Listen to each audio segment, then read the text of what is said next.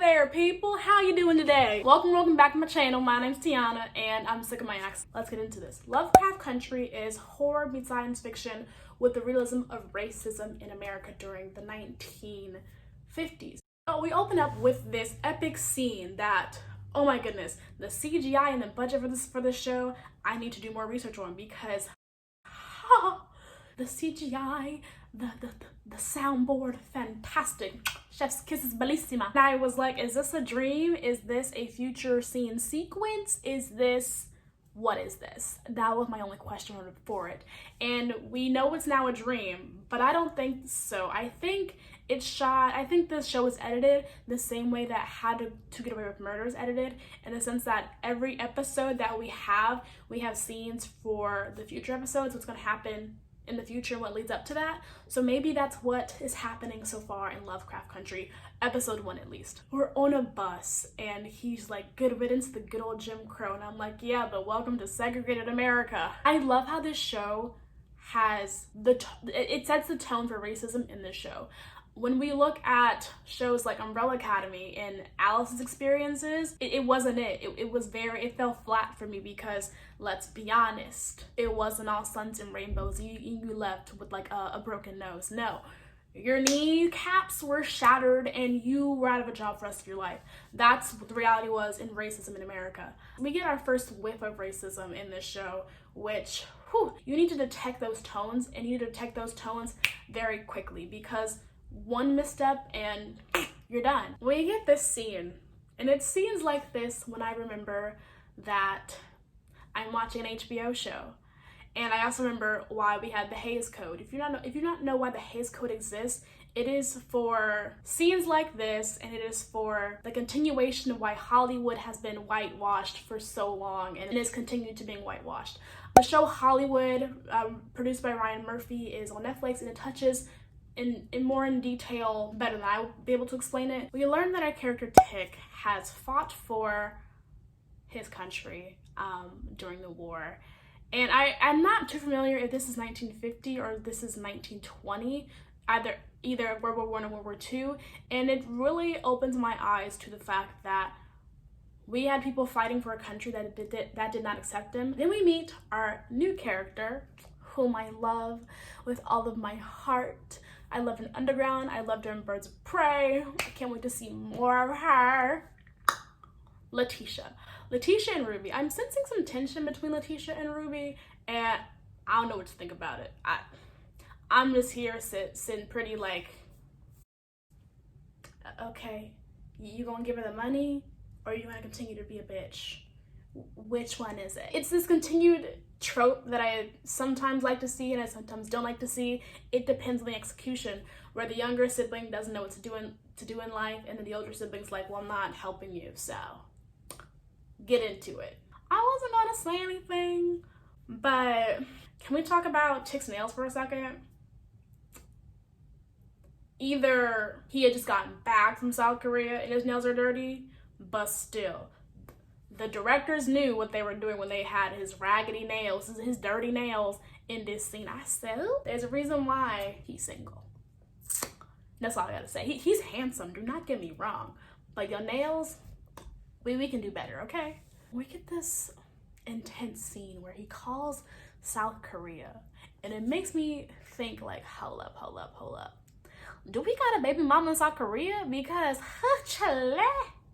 we ain't just calling South Korea willy-nilly. Again, this show does racism and the confrontational sides of racism that are very in your face better than Umbrella Academy did. And there's the argument where it's not their story to tell, it's the black folks' story to tell. But I'm also like, no, if you're gonna do it right.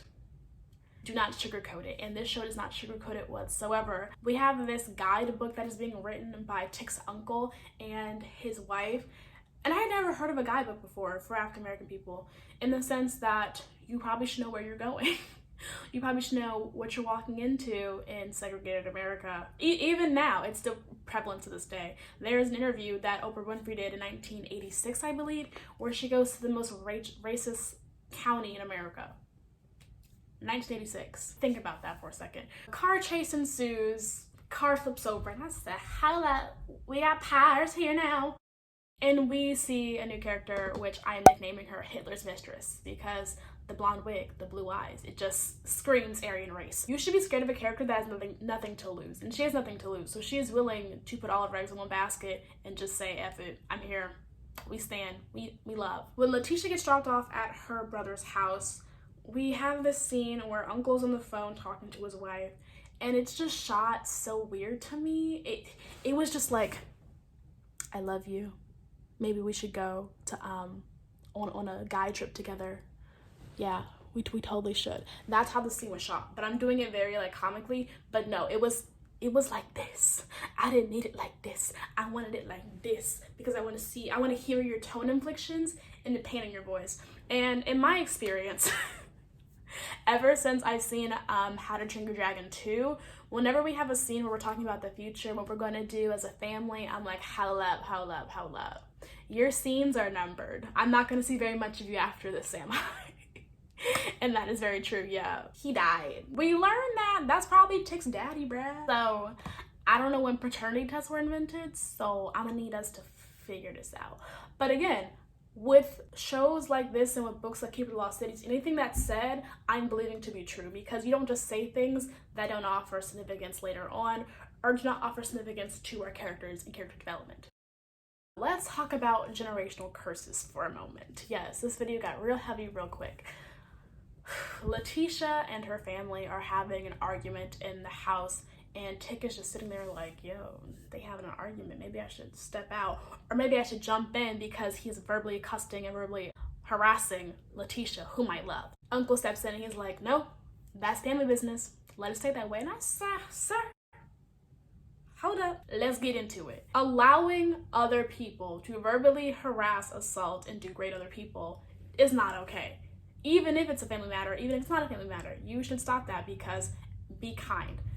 So we get into this discussion with Tick and his uncle about the family and childhood trauma that both of them experienced.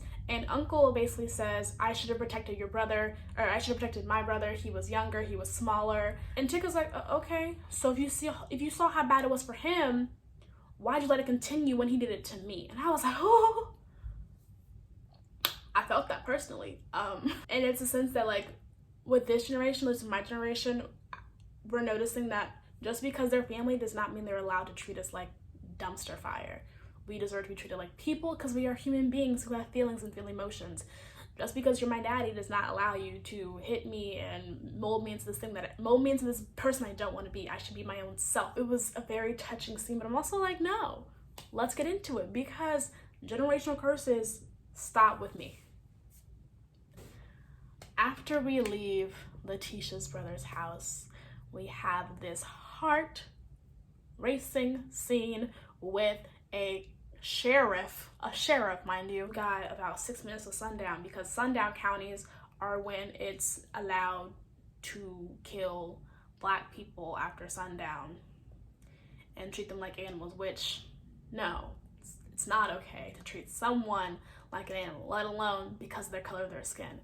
And Tick has to drive 25 miles an hour to get to the state line or the county line before they get hung in the middle of the woods just for being Black. And it was just like, yo, hit the gas, bro.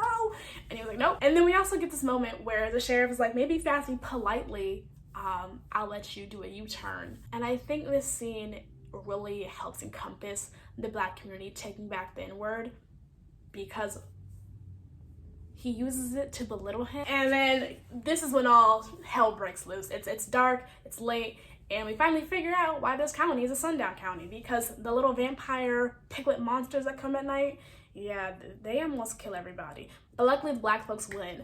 And when I was watching this scene, I was like, this is why white folks die in movies, because you're so damn curious. No, let's GTFO and ask questions later. Let us find shelter and let us find safety before we just, let's look at the weird piglet monster and figure out what it is. No, I want to get the safety before I figure out what it is. And it was just, Tick wanted to be a hero.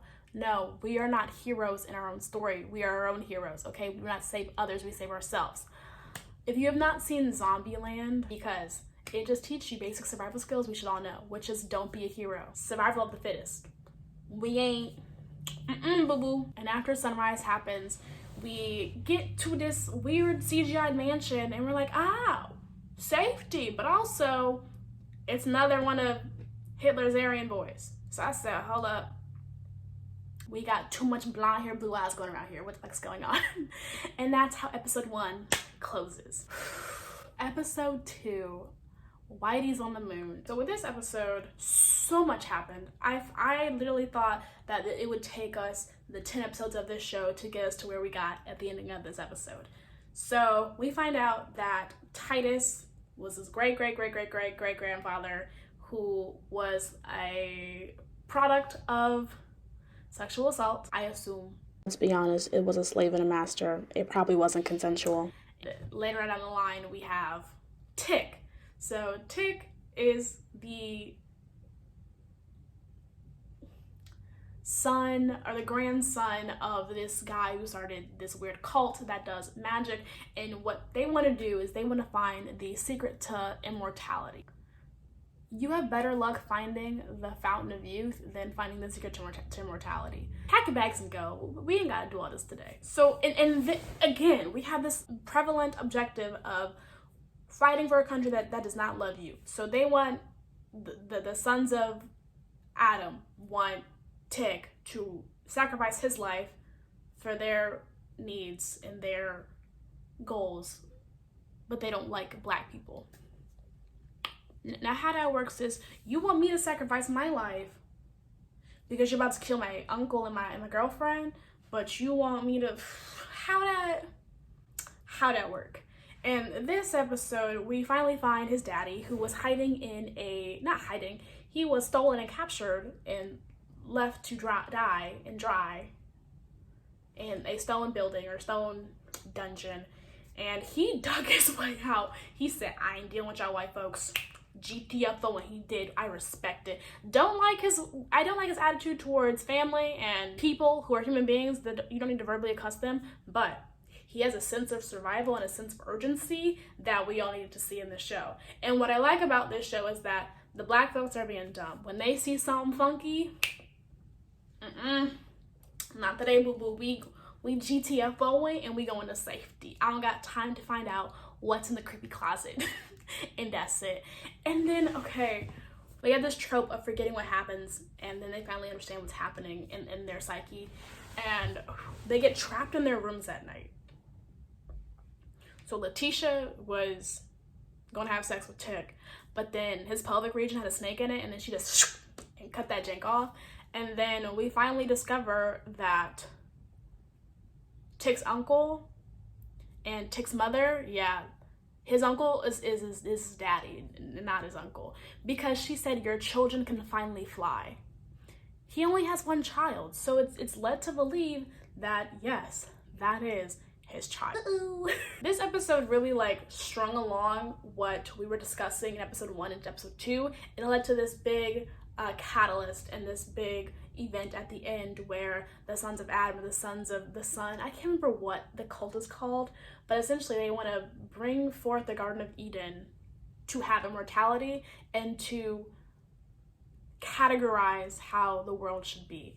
So I'm assuming he wants to play at God, Adam wants to play at God, and there's more to that there that I feel like we could have explored, but we didn't. So I don't know what to expect from this show, because I genuinely thought we were going to string along this society and this new world of wizardry to Tick.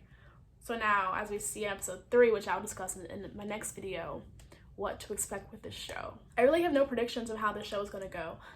We're still in the early stages of this show. We're almost at the halfway mark of the halfway mark of this season, because there's 10 episodes. So this season finale is about to be epic, because episode 1 and 2 were just epic to begin with. So I hope we get to discover more of the magical world. I hope we get to figure out more of Hitler's mistress, because she's just, I don't like her. She has nothing to lose in all of this. And if she does have something to lose, maybe I can like her a little bit more. But right now, she's just a wild card. I need to know all my cards first before I play them. Letitia, we stand, we love. But I don't like how we're making her cool and edgy by making her swear. So I'm just like, hey, yo, look, I get it. It's HBO. You can curse, but also, why does she have to be the only one cursing in the show? because it wasn't until episode 2 that we were cursing. I was like, okay. So why did she get to curse in episode 1, but they get to act like pretty black boys and be chill? I like how the show's using literature to help contextualize what our characters understand, because it's hard to understand what a character is thinking and their thought process and their background and their knowledge of what they think is going on when you yourself are confused as well. So if you've read Dracula, it's probably going to help you understand what this character is thinking. And I like Tick. Tick and I are very similar in the sense that both of our parents came from educated backgrounds and they forced us to be that kid that was like, hey, you forgot the homework for tonight, can you collect it please? Yeah, I'm that kid. I'm not anymore, but I used to be. I hope you like this video. Of course, I cannot talk about everything that happened in the first 2 episodes of this show because I had to condense this video down to like 12 or so minutes. Please leave a comment down below what you think of the show so far, any ideas or any theories that you might have, because I have no idea where the show is going. That's a first for me. Well, actually, no, Umbrella Academy, but that's a whole different story for a whole different day. I'll link the cards below for my Umbrella Academy discussions. If you have any tips on how I can improve my discussion videos, please let me know. I would love to improve as a video creator, because that's what I am now, I guess. I have a Bookstagram, I have an Instagram, I have a Twitter. Check those down below. If you want to. Only if you want to, okay? I will catch you in the next one.